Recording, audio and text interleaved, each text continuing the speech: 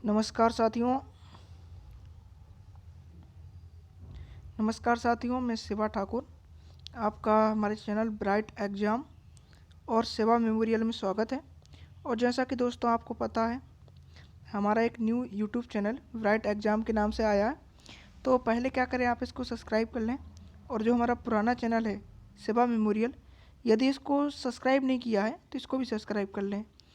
और हम लगभग 3 महीने बाद एक नया सेशन शुरू कर रहे हैं और इसमें हम general introduction of India geography की क्लास रहेगी। इसमें क्या रहेगा, जो हमारा MPPSC प्री 2022 है और MPPSC मेंस 2022, इसके लिए हम तैयारी करेंगे। और साथ ही साथ दोस्तों, ये other exam MPSI, MP constable, उसके लिए भी ये लाभदायक है। इसके साथ साथ आप केंद्रीय लेवल की जो जॉब रहती हैं उनके लिए भी ये महत्वपूर्ण है। इसमें हम पूरा कवर करते चलेंगे दोस्तों। तो चलिए हमारे साथ बने रहिए आप क्लास में, और हम स्टार्ट करते हैं आज की क्लास। धन्यवाद। कैमरा ऑफ कर देते हैं दोस्तों, क्योंकि कैमरे में थोड़ा प्रॉब्लम जाता है। ठीक है।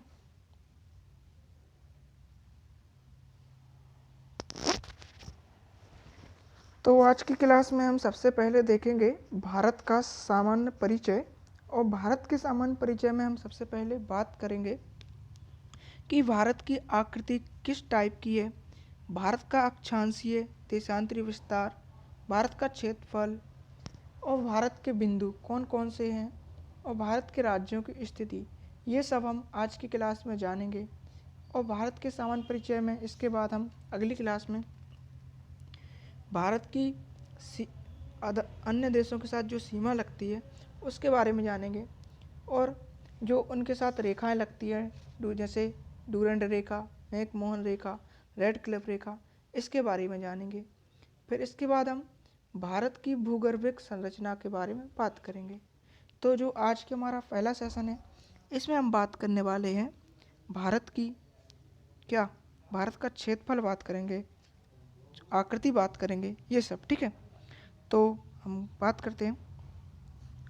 तो यदि हम भारत के एरिया की बात करें, ठीक है, भारत का जो एरिया है दोस्तों, कितना है भारत का एरिया। ठीक है।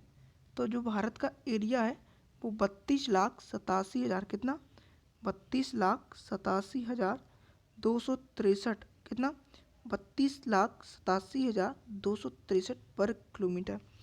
मैंने भी दोस्तों इसी तरीके से याद किया था, 32,87,263। आप लोग भी इसको याद कर लेना, क्योंकि ये रटन टोटा वाली चीज़ें हैं, इनको हम ध्यान रख सकते हैं और ये हम बार बार पढ़ते हैं तो याद हो जाती हैं। इसके बाद है मेरी आकृति बात करें भारत की, आकृति की बात करते हैं यदि हम भारत की, तो भारत की जो आकृति है वो कैसी है, चतुष्कोणीय। कैसी है, चतुष्कोणीय। ठीक है, चतुष्कोणीय आकृति का हमारा भारत है। कुछ इस प्रकार से आप देख सकते हो दोस्तों कि ये हमारा भारत है। ठीक है, ये क्या है, हमारा भारत। यदि हम प्रायद्वीपीय भारत की बात करें, ये कुछ इस प्रकार से प्रायद्वीपीय भारत है। यदि प्रायद्वीपीय भारत की बात करते हैं तो आपको त्रिभुज आकृति दिखती है। क्या दिखती है, त्रिभुज आकृति दिखती है। लेकिन इसी तरह यदि हम चतुष्कोणीय की बात करें तो भारत किस तरह से चतुष्कोणीय दिखता है, तो आप देख सकते हो ये कुछ इस प्रकार से। ठीक है, ये गई ये, और भारत यहाँ भी है ना, तो ऐसा और ऐसा। तो ये कैसा दिखता है, कुछ चतुष्कोणीय आकार दिखता है। कैसा दिखता है, चतुष्कोणीय आकृति दिखती है। हमने देखा कि जो भारत की आकृति है वो कैसी है, चतुष्कोणीय है। अब यदि हम बात करें अब हमारी लंबाई की बात करें, यदि हम ईस्ट से वेस्ट की ओर जाते हैं, कहाँ से, ईस्ट से वेस्ट और नॉर्थ से साउथ, तो ये हमें ध्यान रखना है कि ईस्ट से वेस्ट कितनी लंबाई है और नॉर्थ से साउथ कितनी लंबाई है। तो हम देखते हैं दोस्तों कि जब भारत में, कहाँ पे, भारत में ये ईस्ट है दोस्तों, पहले ध्यान रख लो कहाँ पे क्या है, ये ईस्ट है, ये वेस्ट है, ठीक है, ये नॉर्थ है और ये साउथ है। यदि हम भारत में पूर्व से पश्चिम की ओर जाते हैं तो इसकी लंबाई कितनी होती है, 2,933 किलोमीटर। कितनी होती है, 933 किलोमीटर होती है। और यदि हम नॉर्थ से साउथ अर्थात उत्तर से दक्षिण की ओर जाते हैं तो इसकी लंबाई 3214 किलोमीटर होती है। कितनी होती है? 3214 किलोमीटर होती है।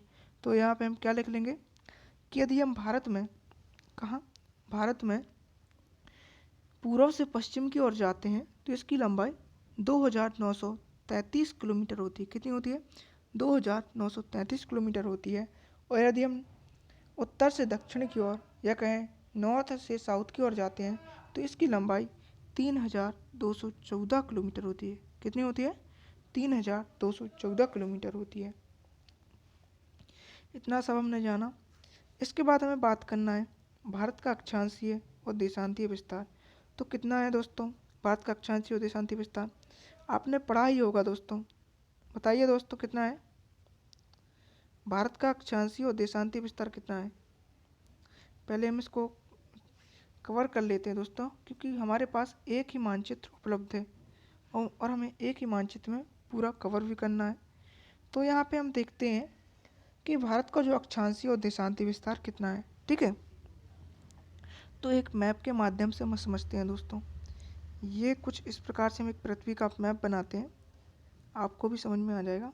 ठीक है, ये क्या है हमारी? ये पृथ्वी है हमारी दोस्तों। और पृथ्वी के अंदर हम देखते हैं, क्या देखते हैं? पृथ्वी के अंदर हम देखते हैं कि कुछ इस प्रकार से ये क्या है? मकर रेखा नहीं, हाँ, भूमध्य रेखा है, ये कर्क रेखा है और ये क्या है? मकर रेखा है। ठीक है, और इसी प्रकार से लगभग 181 रेखाएं जिन्हें हम अक्षांश रेखाएं हैं वो यहाँ पे हैं। ठीक है, यदि हम अक्षांश रेखाओं की बात करें दोस्तों तो अक्षांश रेखा वे रेखाएं होती हैं जो पृथ्वी में आड़ी खींची जाती हैं। कैसी खींची जाती हैं? आड़ी खींची जाती हैं। ठीक है, जो पृथ्वी को दो बराबर भागों में विभाजित करती हैं। अक्षांश रेखाओं का मतलब क्या होता है? जो पृथ्वी को क्या करें? दो बराबर भागों में विभाजित। ठीक है, दो बराबर भागों में विभाजित। ठीक है, उन्हें हम क्या कहते हैं? अक्षांश रेखाएं कहते हैं। अब यहाँ पे दोस्तों हम देखते हैं कि जो अक्षांश रेखाएं हैं वो पृथ्वी को दो बराबर भागों में बांटती हैं। ठीक है, तो पृथ्वी की 0 डिग्री अक्षांश रेखा, कितनी? 0 डिग्री, 0 डिग्री लाइन है, उसको हम क्या कहते हैं? इक्वेटर। क्या कहते हैं? इक्वेटर। ठीक है, इक्वेटर को हम हिंदी में क्या कहते हैं? भूमध्य रेखा। ठीक है, क्या कहते हैं? भूमध्य रेखा कहा जाता है। ठीक है, और यदि हम उसके इक्वेटर के दक्षिण में जाते हैं तो 23.5 डिग्री, कितना? 23.5 डिग्री नीचे जाने पर, दक्षिण की ओर जाने पर, साउथ की ओर जाने पर हमें क्या मिलती है? हमें मिलती है दोस्तों मकर रेखा। क्या मिलती है? मकर रेखा। लेकिन अगर हम 23.5 डिग्री उत्तर की ओर जाते हैं, कहाँ पे? 0 डिग्री से ऊपर। ठीक है, क्या कहते हैं? 0 डिग्री से नॉर्थ की तरफ जाते हैं 23.5 डिग्री, तो उसको हम क्या कहते हैं? कर्क रेखा। ठीक है, क्या कहा जाता है? Cancer line. ठीक है, क्या कहा जाता है? कर्क। ठीक है, तो कर्क रेखा कहा जाता है। और हमारी पृथ्वी में जो पृथ्वी की संरचना है उसमें कुल कितनी रेखाएं हैं कर्क? वो उनकी संख्या 181 है। यदि हम ध्रुवों को मिलाकर जोड़ते हैं, जो ध्रुवों पर रेखाएं खींची गई हैं, ध्रुवों को मिला के जोड़ दें तो वो 181 बनती हैं। लेकिन यदि हम टोटल रेखाओं की बात करें तो वो है 179 रेखाएं होती हैं। ठीक है, इस तरह हमने अक्षांश के बारे में जाना। ठीक है, अक्षांश के बारे में जाना। अब हम देशांतर की बात कर लेते हैं। किसकी? देशांतर की बात करते हैं। तो देशांतर में क्या है दोस्तों? देशांतर भी बता देते हैं आपको। सॉरी दोस्तों, यदि हम देशांतर रेखाओं की बात करें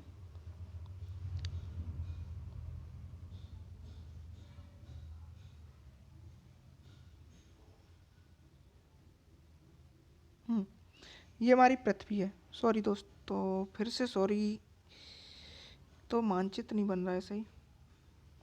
अब बन जाएगा सही। कुछ इस प्रकार से हम कैसे समझाएं आपको? ये हमारी पृथ्वी है दोस्तों। ये क्या है? हमारी पृथ्वी है दोस्तों। और पृथ्वी में यदि हम देशांतर रेखा की बात करें तो जो पृथ्वी में देशांतर रेखाएं रहती हैं तो ये कौन सा ध्रुव है? ये नॉर्थ ध्रुव हो गया, ठीक है। इसको नॉर्थ पोल बोलते हैं, इसको क्या बोलते हैं, नॉर्थ पोल बोलते हैं, और इसको क्या बोलते हैं, साउथ पोल बोलते हैं, ठीक है।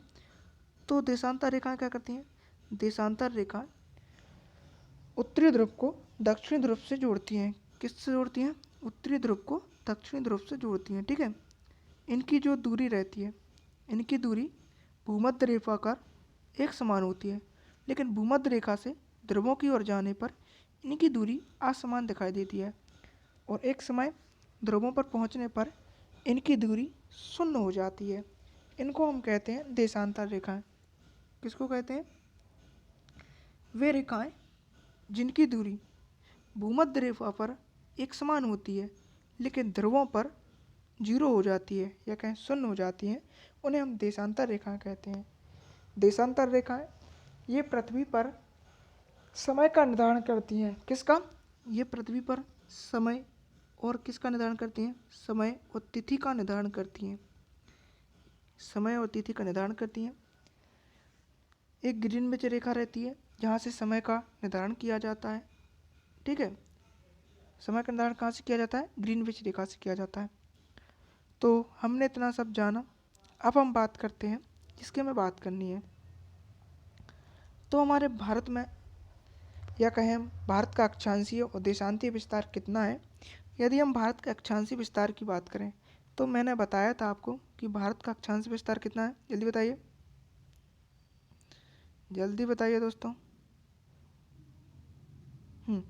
भारत का अक्षांशीय विस्तार, यहाँ पे देखिए दोस्तों, यदि हम मुख्य भूमि से, यहाँ पे आप देख सकते हैं ये अंडमान निकोबार नहीं बना है, यदि हम मुख्य भूमि से बात करें तो भारत का अक्षांशीय विस्तार 8 डिग्री 4 मिनट से लेके कितना है, 37 डिग्री 6 मिनट तक है। ये क्या है, 37 डिग्री 6 मिनट, ये हमारा मुख्य भूमि से भारत का अक्षांशीय विस्तार है। यदि हम भारत का अक्षांशीय विस्तार का बात करें तो जो भारत का अक्षांशीय विस्तार है वो कहाँ से लिया जाता है, वो लिया जाता है अंडमान निकोबार द्वीप समूह से। कहाँ से, अंडमान निकोबार द्वीप समूह से, ठीक है, अंडमान निकोबार से लिया जाता है। तो अंडमान निकोबार के यहाँ पर कितना पड़ता है, 6 डिग्री 4 मिनट से लेके 37 डिग्री 6 मिनट, ये क्या है, भारत का अक्षांशीय विस्तार। और यदि हम देशांतीय विस्तार की बात करें, देशांतीय विस्तार से तिथि और समय का निर्धारण किया जाता है। तो देशांतीय विस्तार यहाँ गुजरात से स्टार्ट होता है। गुजरात में कितना होता है, 68 डिग्री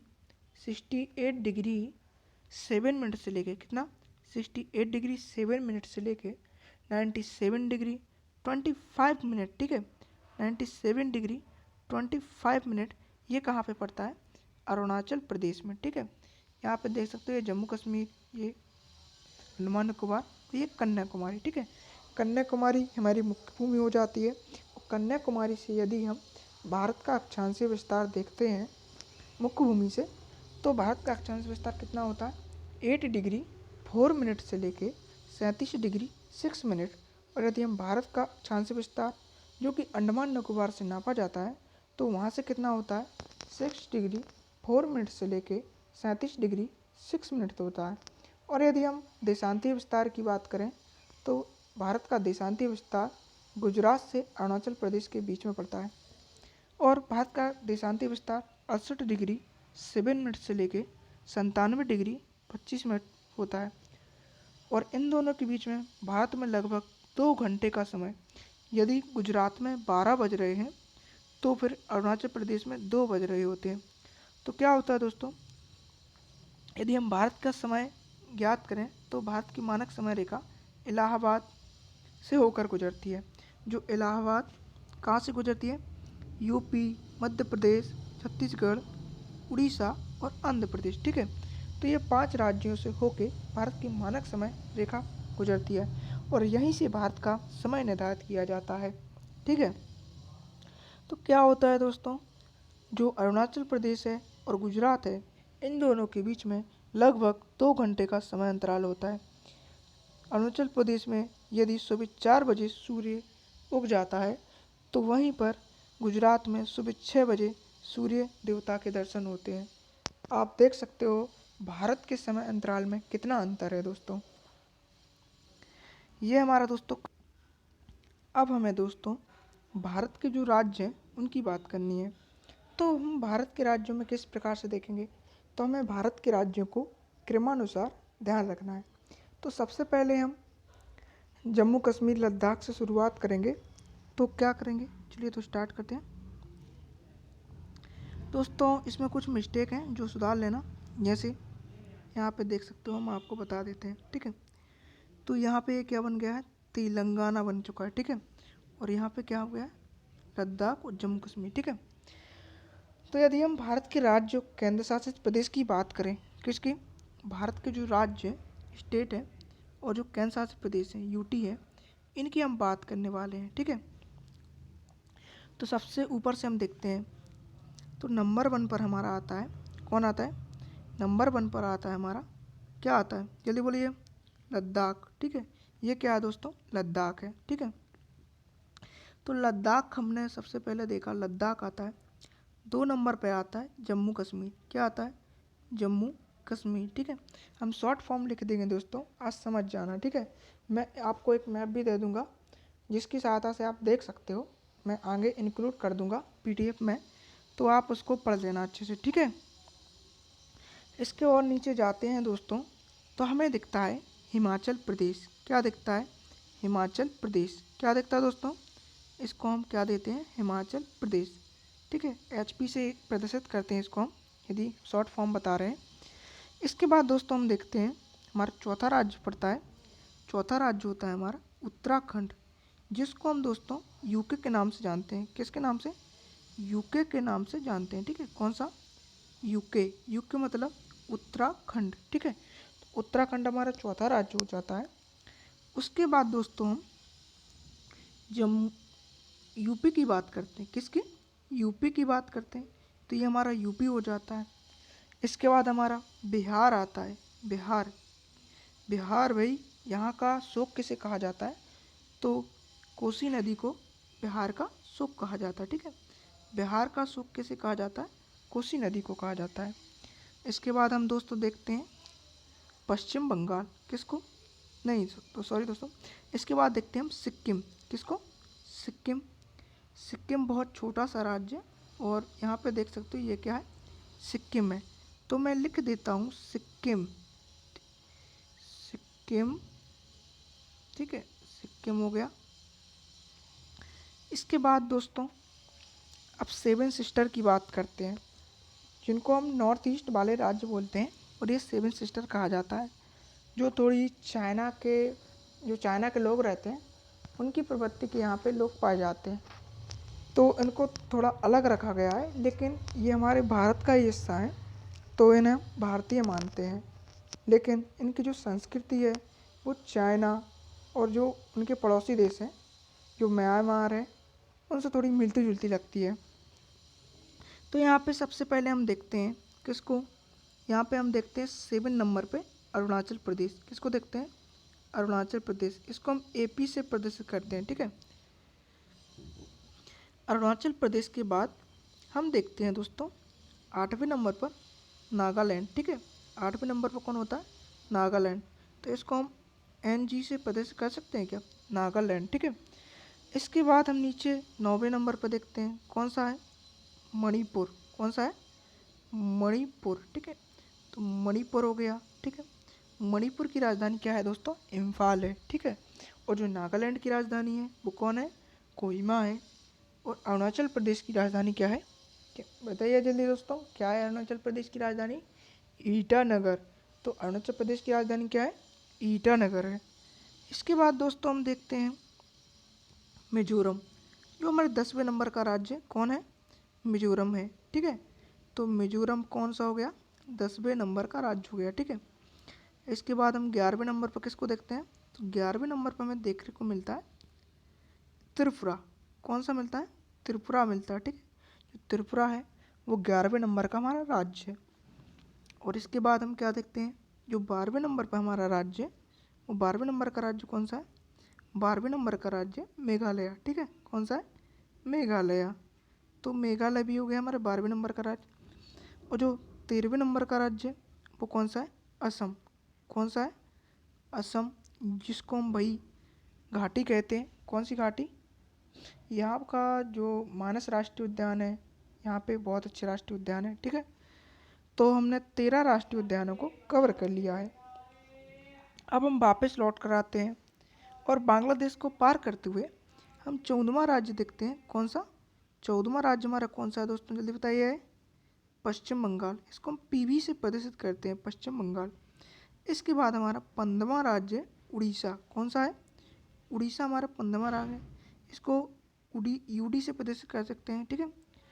और जो हमारा 16वें नंबर का राज्य कौन सा है, जल्दी बताइए दोस्तों। 16वें नंबर का राज्य 15 हो गया। 16वें नंबर का राज्य हमारा है आंध्र प्रदेश। इसको हम एपी से प्रदर्शित करते हैं। एपी से हमने अरुणाचल को भी प्रदर्शित किया था, कन्फ्यूज मत होइएगा। इसके बाद हम बात करेंगे 17वें नंबर के राज्य की, जिसका नाम है दोस्तों तमिलनाडु। तमिलनाडु का तो पता ही है आपको, टी एन क्या हो गया, तमिलनाडु, ठीक है। टी एन से किसको प्रदर्शित करते हैं, तमिलनाडु को प्रदर्शित करते हैं। इसके बाद दोस्तों हम देखते हैं केरला। जो केरला है ये 18वें नंबर का राज्य है, ठीक है। तो केरला, ठीक है, केरला, ठीक है। तो केरला कौन सा हो गया, 18वें नंबर का राज्य है। 19वें नंबर का राज्य कौन सा है, 19वें नंबर का राज्य हमारा कर्नाटका, जिसको हम के एन से प्रदर्शित करते हैं, ठीक है। इसके बाद 20वें नंबर का राज्य कौन सा है, जल्दी बताइए दोस्तों। तो 20वें नंबर का राज्य है दोस्तों हमारा कौन सा, 20वें नंबर का राज्य हमारा तेलंगाना। टी एल से हम तेलंगाना को प्रदर्शित करते हैं, ठीक है। तो हमारा 20वें नंबर का राज्य कौन सा हो गया, तेलंगाना हो गया। अब हमें और ऊपर जाना है, और ऊपर जाते हैं तो हम देखते हैं यहाँ पे हमें एक बहुत बड़ा राज्य मिलता है। कौन सा मिलता है, ये मिलता है हमें एमएच, मतलब महाराष्ट्र, ठीक है। तो हमारा एमएच हो गया, ठीक है, महाराष्ट्र हो गया, ठीक है। इसके बाद हम और ऊपर जाते हैं, तो और ऊपर जाने के पश्चात हम देखते हैं गुजरात, जो यहाँ पर कच्छ करण है, और एक गुजरात को जी से प्रदर्शित करते हैं, ठीक है। इसको और ऊपर जाने पर हमें देखने को मिलता है दोस्तों राजस्थान। क्या मिलता है, राजस्थान। इसको हम आर जे से प्रदर्शित करते हैं, ठीक है। अभी इसके और ऊपर जाना है तो 24वें नंबर का राज्य में मिलता है पंजाब। कौन सा मिलता है, पंजाब मिलता है। कौन सा मिलता है, पंजाब मिलता है दोस्तों। तो हम इसको पी एन पंजाब से प्रदर्शित कर लेते हैं, ठीक है। और 25वें नंबर का राज्य कौन सा मिलता है, 25वें नंबर का राज्य मिलता है हरियाणा। तो हरियाणा को हम कैसे लिखें, तो हरियाणा को हम ऐसे लिख देते हैं, एच से हरियाणा प्रदर्शित कर देते हैं, ठीक है, ठीक है। हरियाणा को प्रदर्शित करते हैं, ठीक है। अब हम बात करते हैं जो हमारा 26वें नंबर का राज्य है, हमारा प्यारा मध्य प्रदेश, ठीक है। कौन है, हमारा प्यारा मध्य प्रदेश। और जो 27वें नंबर का राज्य है वो हमारा सीजी है। कौन सा है, सीजी हो गया, ठीक है, सीजी, ठीक है। इसके बाद 28वें नंबर का राज्य कौन सा है, तो 28वें नंबर का राज्य हम देखते हैं दोस्तों झारखंड, ठीक है। कौन सा, झारखंड। अब कौन सा बाकी रह गया दोस्तों, गोवा भूला है हम दोस्तों, सॉरी दोस्तों, गोवा मिस्टेक हो गया, गोवा को क्रम से पढ़ाना था, कोई बात नहीं। 29वें नंबर का राज्य हमारा कौन सा है, गोवा, ठीक है। जो गोवा है वो है 29वें नंबर का राज्य, ठीक है।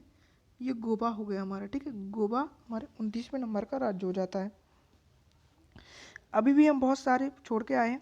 यहाँ पर 30वें नंबर का क्या है, लक्षद्वीप है। तो हम क्या करते हैं, आगे चलते हैं और अभी आगे और बढ़ते हैं, जिसको हम जो बचे हैं उनको भी देख लेते हैं। हमने 29 देख लिए थे और हम 30 की बात करते हैं। तो यहाँ पे बहुत स्वर्णिम अक्षरों में लिखा है पांडुचेरी। इसको हम 30वां, ये हमारा स्टेट है, माने ये क्या कहते हैं, यूनियन टेरिटरी है, ठीक है। तो ये हमारा 30वां हो जाता है पांडिचेरी। और यहाँ पर आपको बहुत बड़ा सा दिखता है, ये क्या दिखता है आपको, अंडमान निकोबार द्वीप समूह, ये 31 हो गया, ठीक है। और ये हमारा 32वें नंबर का प्यारा सा लक्षद्वीप, ठीक है। 32वें नंबर कौन सा है, प्यारा सा लक्षद्वीप, ये देख सकते हो दोस्तों, ये 32 नंबर का हो गया, ठीक है।